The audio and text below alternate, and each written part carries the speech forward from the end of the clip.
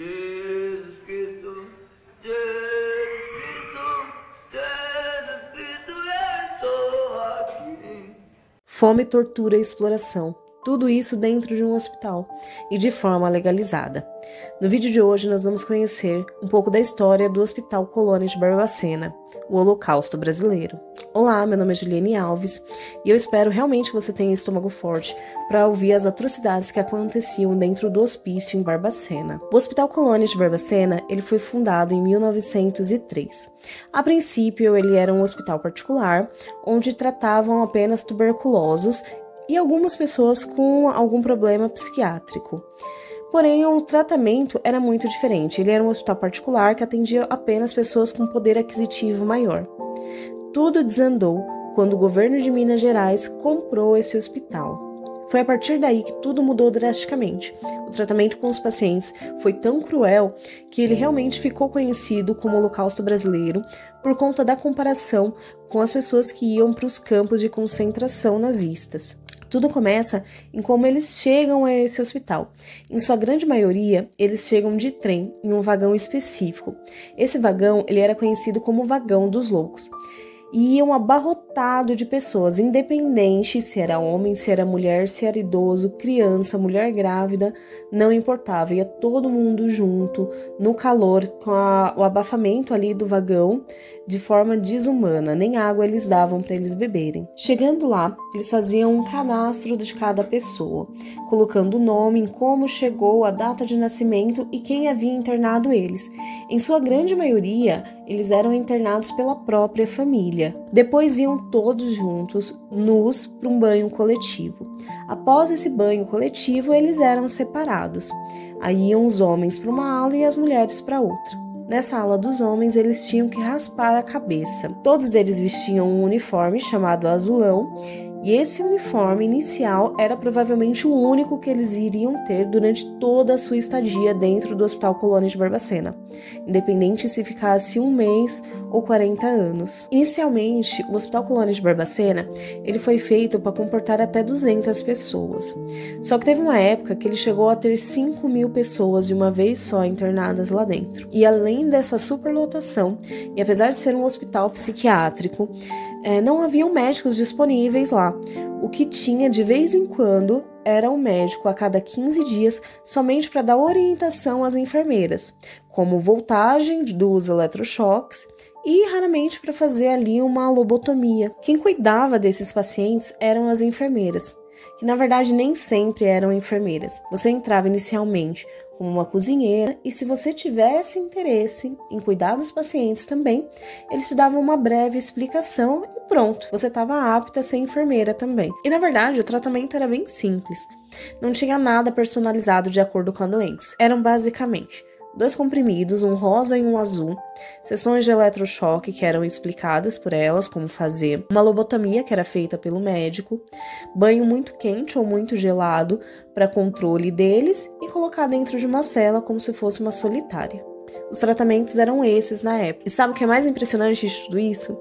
É que cerca de 70% das pessoas que estavam internadas lá dentro não tinham qualquer tipo de dano neurológico. Lá realmente servia como um depósito de gente. Tudo que não se enquadrava na sociedade, era fora do padrão, era colocado lá dentro. Nessa lista de pessoas indesejáveis estavam desde prostitutas a filhas de fazendeiros ricos que perderam a virgindade, esposas trocadas por amantes, mulheres estrupadas, negros, pardos, em sua grande maioria, alcoólatras, gays, rebeldes e os outros 30% de pessoas que realmente necessitavam de algum tratamento estavam incluídos ao autismo, TDAH, paralisia, depressão, TOD, esquizofrenia, entre outros. Mas o problema era não ficar louco lá dentro, já que a cada dia era tirada a humanidade dessas pessoas das formas mais cruéis possíveis. Começando que as pessoas ficavam nuas uma na frente das outras. Lembra que eu disse que lá no cadastro era entregue um uniforme e que provavelmente seria o único uniforme que eles iriam ter? E é realmente isso. Se acontecesse alguma coisa com aquele uniforme, se rasgasse, ou se a pessoa perdesse ou fosse roubado dela, não ia ser entregue outro, ou dificilmente ia ser entregue outro uniforme para ela. Então ela ia ter que se virar com o que tinha, ou algum pedaço de pano que ela encontrasse, ou ela roubaria outro uniforme, ou ela ficaria nua. E além disso, eles acordavam às 4 horas da manhã e iam para um pátio. Nesse pátio eles ficavam um dia inteiro, independente do clima, se estava frio, se estava chovendo, se estava quente, a não ser nas horas das refeições que eles iam comer alguma coisa. Isso quando tinha alguma coisa para comer. E falando em se alimentar, eles tinham que ir muito cedo para uma fila no refeitório e só tinha comida apenas para os primeiros que chegassem. Então as pessoas iam para a fila e ficavam aguardando um bom tempo ali. E apesar da comida ser muito escassa e não dar para todo mundo, a comida parecia uma lavagem. E se eles tivessem sede? Se eles tivessem sede, passava córregos de esgoto no pátio e é ali que eles bebiam alguma água. E o pátio que eles ficavam, a grande maioria do tempo, era muito sujo. Eles faziam as necessidades fisiológicas deles ali mesmo no pátio. E se eles quisessem que estivesse limpo, eles tinham que limpar, já que apesar de contratarem auxiliares de limpeza para fazer esse serviço, obviamente não era feito por elas. E na hora de dormir, o cenário não era muito diferente, era muito precário também. Então não tinha cama para todo mundo, obviamente. O que as pessoas internadas faziam? Elas pegavam palhas e colocavam nos cantos dos corredores para poder deitar em cima de alguma coisa.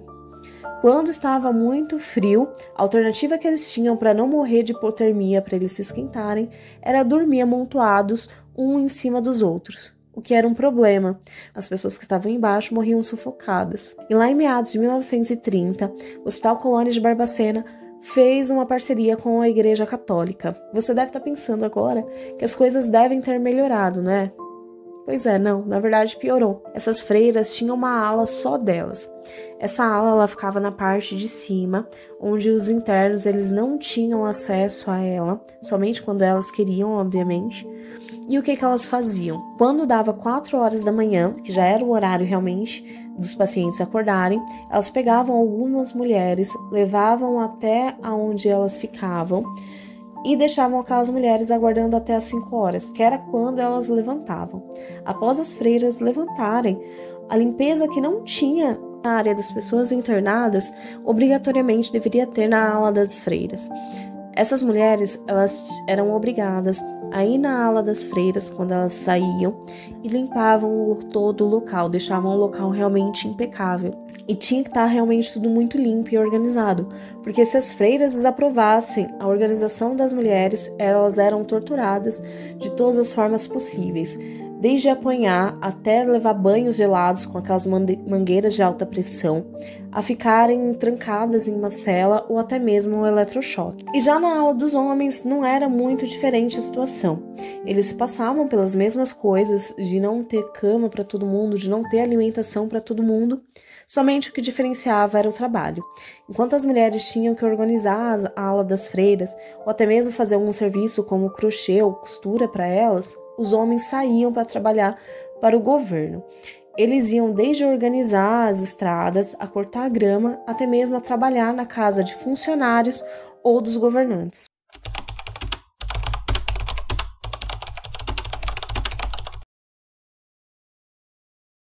Para tirar paciente para trabalhar. Eu entrava lá, porque eu já era o chefe de obra, então eu tirava, não tinha pagamento, tá? Eles tinham, como diz o outro, mordomia de sair do pátio e ganhar um mato de cigarro, que eu passava aqui na secretaria pegar o pacote. Isso aí. Eu mesmo, quando eu estava mexendo na reforma dessa casa, eu trouxe eles para trabalhar aqui. Eles trabalharam aqui comigo. Eu tenho um chão ali com os cacos de azulejo, foi o paciente que sentou. O paciente, minha filha, é igualzinho. Deus o perdoe e fala, um cachorro, monstro, muito bom. Ele atende igualzinho. Faz isso pra mim? Sim. Não te cobra nada. Ai, dá R$1 aí, você pode chegar lá na colônia, não sei se vocês chegaram lá. O paciente fala, dá R$1. O eletrochoque ele era muito dado no Hospital Colônia de Barbacena. Na época, ele era utilizado não só lá, em vários outros locais como forma de tratamento, só que lá, principalmente, ele era muito usado como tortura, como forma de punir as pessoas. E o eletrochoque não era o único tipo de tratamento ou forma de conter aqueles pacientes mais rebeldes. Tinha também a lobotomia. A lobotomia já era feita realmente por um médico quando ele passava por lá, né? E esse médico, ele fazia da seguinte forma. A lobotomia, ela consiste em uma espécie de picador de gelo. Eles posicionavam aqui perto do olho e batiam nela com um martelo até chegar em uma parte específica do cérebro. O problema dessa lobotomia é que ela não era 100% eficaz. Quando ela dava certo, tudo bem, só que era pouquíssimas vezes que dava realmente certo. Mas para os pacientes que não valiam muito em vida, eram muito valiosos após a morte. Uma das rendas não divulgadas do hospício era a venda de corpos. Foram vendidos cerca de 1.800 corpos para cerca de 17 faculdades de medicina. Além dos corpos, eram vendidos também pedaços de corpos decepados, se eles precisassem de um braço, uma perna ou um pé, e vendiam também órgãos das pessoas. Tudo isso, havia um caderninho com uma lista de valores ali, o que cada coisa valia. Eles também vendiam ossos. Só que como que eles faziam para vender os ossos? Eles pegavam umas caldeiras realmente bem grandes e ferviam esses corpos no pátio, na frente dos outros pacientes. Eles ferviam até descolar a carne dos ossos e depois disso retiravam os ossos e vendiam os ossos também. E morreram cerca de 60 mil pessoas dentro do Hospital Colônia de Barbacena. E o motivo das mortes eram diversas, desde fome, a hipotermia, a doenças, a diarreia pela comida, a falta da comida, a desnutrição. Eles morriam por vários motivos. Eram tantas mortes que o hospital, assim que ele foi comprado também junto o Cemitério da Paz, para comportar esses corpos. Acho que eles já previam mais ou menos o que ia acontecer ali, porque não é possível. Mas enfim, esse cemitério ele foi muito utilizado. Os corpos que não eram dados à faculdade ou não eram vendidos, eles eram levados para esse cemitério. De que forma eles eram levados? Em uma espécie de carroça fechada. Nessa carroça fechada, eles colocavam a maior quantidade possível de corpos ali dentro. Eles levavam até o Cemitério da Paz e lá eles abriam uma cova rasa e jogavam lá tanto quanto coubesse ali dentro e jogavam um pouco de terra fina por cima. Esse cemitério ele ficou abarrotado de corpos ali dentro. Então as pessoas começaram a reclamar do cheiro. Não comportava mais a terra também, então esse cemitério ele teve que ser desativado. Eu creio que quem está assistindo esse vídeo já esteja indignado com tudo que eu contei até agora. Mas infelizmente o que é ruim ainda pode piorar. Nos anos 70, foi fechado um hospital de crianças com doenças neurológicas, o Hospital de Oliveira, e as crianças que estavam lá, cerca de 160 crianças, foram levadas para o Hospital Colônia de Barbacena. Mas isso eu conto num próximo vídeo, o vídeo já está ficando muito longo. Eu vou contar o que aconteceu com essas crianças lá, que realmente foi muito triste. Eu vou contar também o que aconteceu com as crianças que nasciam lá dentro. Eu espero que vocês tenham gostado da história, apesar de muito triste. Então deixe o seu like, se inscreva no canal e eu te vejo na parte 2 desse vídeo ou na próxima história. Tchau, tchau!